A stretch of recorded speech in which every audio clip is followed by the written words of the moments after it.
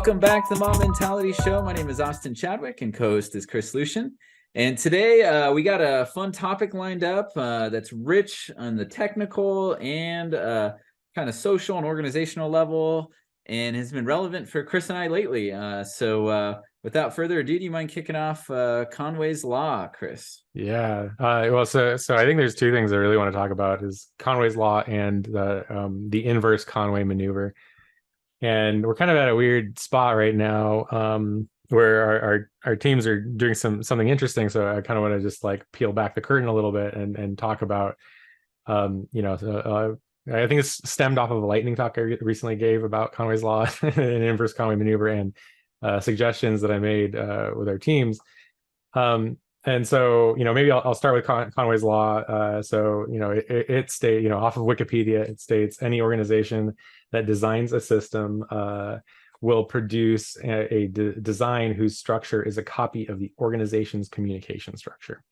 So, and then there's a great little comic, if anybody's seen it.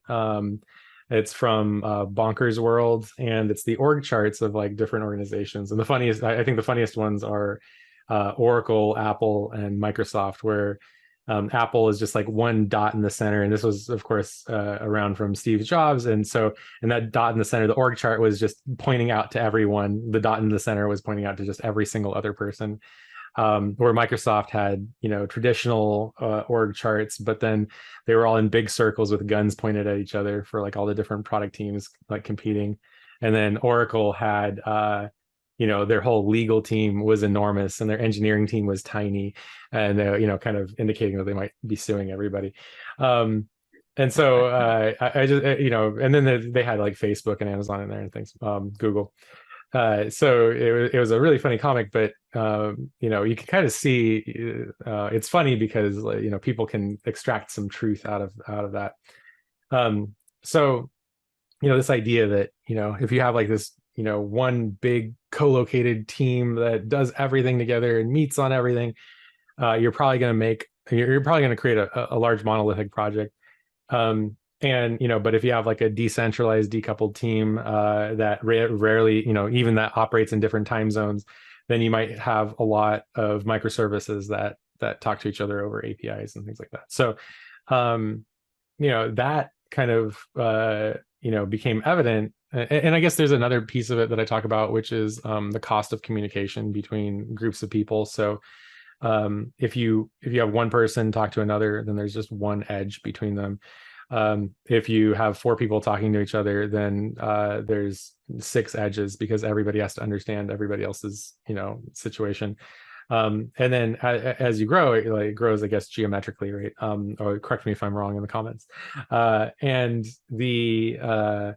that growth of communication cost, I think leads to like long stand-ups, for example. And so a mob typically won't really have stand-ups, and they'll produce software at a good clip. And if you start creating a monolith, then you might have multiple mobs start doing stand-ups together to kind of synchronize. And I've seen it go off and on over and over again in the past, where we're like, oh yeah, these stand-ups are extremely expensive, and then like there's a lack of communication or something that happens and causes problems. And so then if you add a third mob or a fourth mob, then all of a sudden you're trying to get like 64 communication edges. You're trying to have everybody understand everything and to maintain a monolith. And so that kind of led me to, well, there's probably a situation where we need to do an inverse Conway maneuver. And the inverse Conway maneuver is this idea that you reorganize the team, the communication patterns of the team, to mimic the architecture you'd like to see. And so if we value small teams, then organizing in such a way where certain groups of people don't talk to each other except for defining APIs, then you will then largely affect and impact the architecture of the system. And with the and in an inverse Conway maneuver, you might imply that you also want the coupling to be very strictly decoupled so that a new separate unit can deploy on their own. So they have their own pipelines and things like that. So that's kind of the lead up. And so I don't know, Austin, if you wanted to chime in at all on any of that, or maybe if you have any comments on the lightning talk I had given. Yeah. And I have a couple thoughts. And that is one clarification question before I share the other thing, which was, so the joke, what was it, the bonkers world diagram? So yeah, we'll put that in the show notes. But the different diagrams, I think the idea was that the stereotypical understanding of the organization, if you looked at their code, that's how their code would be structured, right? Like, yes. Yeah. So like the Apple example, one thing controlling everything, you know what I mean? Or Oracle, it was there'd be a huge amount of legal code ensuring their licenses weren't violated or something. Okay. Yeah. Gotcha. Okay. And the Microsoft example, I think, back in the 90s and previous, there was kind of an understanding that, Microsoft Word had a gun pointed at Excel, and Excel had a gun pointed at Microsoft, or Word, and like everything, there was like little harmony. Everybody was competing with each other financially and stuff. I'm sure that things have gotten better at Microsoft since then, but it was a joke about the like historic organization. But right, I see that comic linked often in relation to Conway's Law. Nice. Yeah. And another tie-in I had was serendipitously, I had been reading Fowler's article, which we'll post in the show notes, about Conway's Law and the Inverse Conway Law maneuver. And I've been posting on it for Under Mob Mentality and on LinkedIn for a while, and it's been interesting getting comments back. And one person responded back saying that they thought the key thing there's often misunderstandings with Conway's Law, and that all you need to do is just like manipulate the org chart or something like that, and then magically the design will pop out that way or something. But someone pointed out a key thing, that is communication actually has to change, right? Yes. You can't just magically make location or org chart stuff change. It's kind of referencing back to the original quote from Melvin Conway. It will design a structure as a copy of the organization's communication structure, not just structure, right? Yep. Anything jumps out to you from that? No, yeah, absolutely. So we're leaning in heavily into that. So I think that stand-up meetings between mobs, I think is in my mind has become kind of a big anti-pattern. And that's because a mob should kind of be an independent unit that can iterate as fast as they want. And I think what I noticed is that mobs with stand-ups generally need stand-ups because their pipelines can block each other. And so sharing about where they are and what they're doing, I think is kind of a side effect of that, right?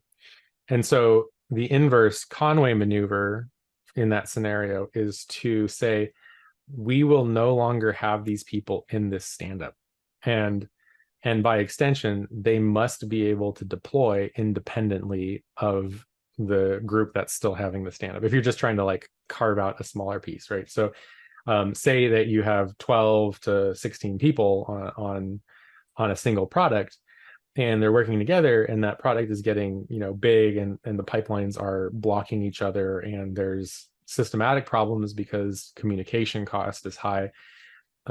What I see, one, is that the stand-up length is the function of the number of people there. So you get these really long stand-ups, and also that you generally can separate out applications in such a way that combinations of libraries or deployment patterns can basically not block each other. And so to take a team of 16 and say, we're going to just take 4 people out, make a mob, and that team is going to communicate with the other team only in the need for of APIs. And so there'll be a communication just on the API level. Then those teams will talk to each other when needed, and the team doing the stand-ups might report in their stand-up that they've made an API so that this other team can communicate with it. But now you've said, we are no longer having these 4 people try to understand what these 12 people are doing.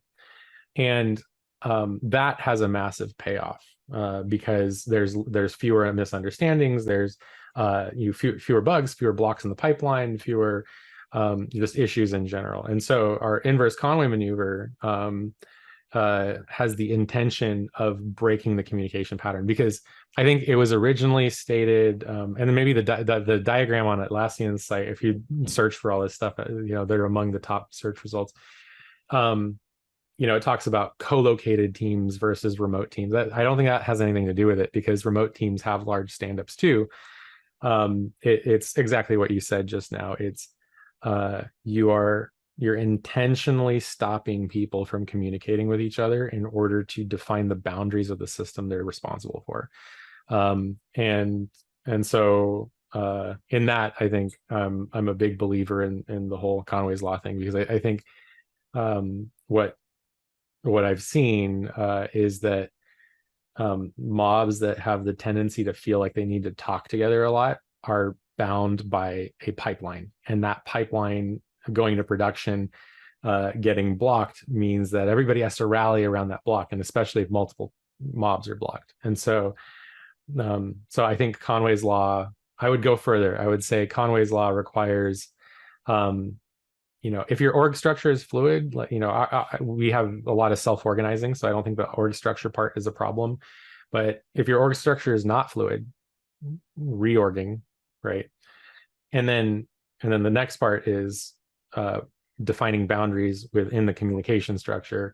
And then finally, I would say having separate deployment pipelines, paths to production. Your production cannot get blocked by otherwise the team will retrospect. And I think the tendency is, in order to not block the pipeline, they're either going to do the inverse Conway maneuver, or what I've seen more often happen is they'll say, we need to start having a stand-up now, because we need to communicate around this so that we don't get in each other's way anymore. So I think our tendency is to more tightly couple generally. And I think that the inverse Conway maneuver is saying, no, we are going to intentionally decouple so that we offer independence and remove blocks. Org structure, communication, and coupling of delivery coupling is that would be the key three to the inverse Conway maneuver in my mind. Yeah, and it kind of brings to mind kind of the network graph of the facet of it that you're talking about, right? Yeah. So if 12 people need to keep in sync, right, that means I'm keeping in sync with you, and I'm keeping in sync with this person keeping in sync with this one. And it reminds me of, like, if you have a stand-up where you have that many people, the chances of everyone understanding each other is pretty low. Yeah, it's almost nothing. Yeah, because either you stay quiet because you don't understand and you don't want to interrupt the flow of the meeting to figure out, because it's supposed to be a stand-up, or you do understand and you become that guy. Yeah. It's easy for me to become, who starts dominating the whole meeting, trying to understand what's happening, and then you got a 2-hour stand-up, right? Yep. Where if it's 3 or 4 people, everyone can voice their concerns, and you can get to understanding pretty quickly. And so so I think it's kind of, communication is key there, and it can be too big or too small. So I was reading over the comments, and I'll post links to thank you all, community, for responding to these posts. It gave us rich conversation topics for this episode. But they are also talking about it going bad in the wrong way. And I think it all ties back to lean flow. So what you were talking about was decreasing communication, because you have too many people or network nodes trying to be in sync, right? And so that introduces a lot of waiting. And I definitely saw that before. I was on a team once where we coupled ourselves to an external team, which basically meant we were always waiting for that external team no matter what. Yep. Actually, a few examples come to mind. But doing exactly what you did is, where we met once, we met long enough to figure out, here's our API, here's where we're going to talk, and then we both deploy independently, and then boom, lean flow just like took off. We could deploy at will, and we were no longer waiting. And so that's fantastic. But there's also the inverse side of it. And actually Fowler kind of opened his article talking about it that way, which is where people are too isolated. So if you go back to traditional development, where you're in isolation, you're only touching one part of the stack, Then you have a different kind of Conway problem Yeah. where you need help from others, but it's so slow to get help from others, right? And just meeting up to talk about an API is not going to be enough to make it happen. So the way to increase flow in that case is actually to make an autonomous team where everyone who is needed is there, right? Yeah. And then so that's the like, so yeah, yeah, I guess I should qualify all of that with yeah, that team should be able to deliver the full stack. yes, And so again, being independent in terms of pipeline, the type, they can go from code to production, ideally with as few humans involved in between as possible. And yeah, and then those production systems can talk to each other over APIs that exist. And then I think another piece of it is that, like, I think it's generally accepted that the two pizza team thing, anywhere from like 4 to 9 people is probably going to be the like sweet spot for a size of contributors. And like, we work in IoT, and in IoT it's pretty interesting because you can even define APIs across technology boundaries, such as like firmware and hardware versus like cloud computing. And so I think as long as you can define those APIs, and then the iteration cycles can be independent and work in conjunction with each other, you can get some really good lean flow going. And the times of dissonance is when those teams either grow too big, or like you said, you become dependent on another team for delivery. And in reality, it's just be able to deliver production while maintaining the communication costs to be low. And so I think a stand up with 8 people in it, where they split up into 2 mobs, totally acceptable. I think that's going to be fine, and I've seen that work well. But when you get like 12 people plus, then you get these really weird pain points. One mob doesn't care what the other 2 mobs are doing, and at the same time, everybody trying to synchronize their information around it, and they introduce a lot of systems and rules to try and keep everything in sync. And so I'm bought into the Conway's Law. I'm bought into the 2 pizza team. I'm bought into the small autonomous teams. So. nice, and yeah, I think influential to both of us, because I got the link from you, was Dave Farley's video on autonomous teams. So yeah, we'll put that in the show notes as well. And I think I like what Fowler says here, in that it's useful tool, the inverse Conway maneuver, but it's not all powerful. It's not going to be instant. There's going to need to be coaching along the way to show what that looks like. Depending if you're increasing or decreasing communication, right? And so, yeah, you can imagine someone who's used to working only in one part of the stack and, complete isolation, to, hey, now you're on an autonomous team, that won't just work magically without some coaching at the team level and things like that.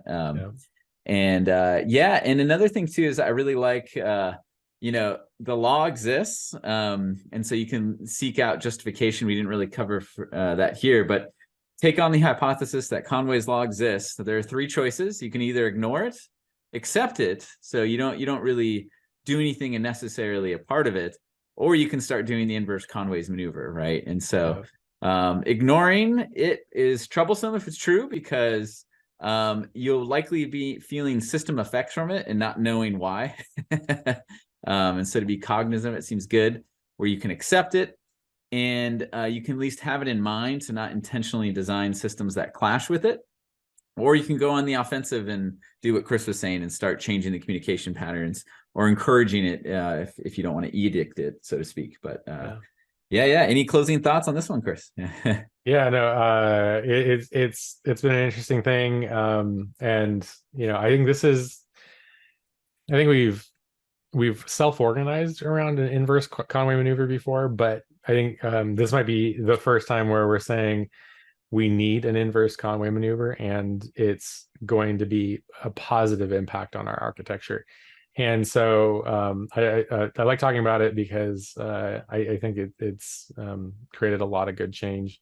And so I assume that we're essentially up on time. So I'll ask all of our viewers and listeners, if you know someone who maybe could use an inverse Conway maneuver, or maybe their team has gotten too big, or their team has gotten too small and they're dependent, then maybe share this episode with them. Be sure to like, subscribe, comment, and share. And yeah, we'll see you all next time. Thanks for watching and listening. Bye, See you, everybody. everybody.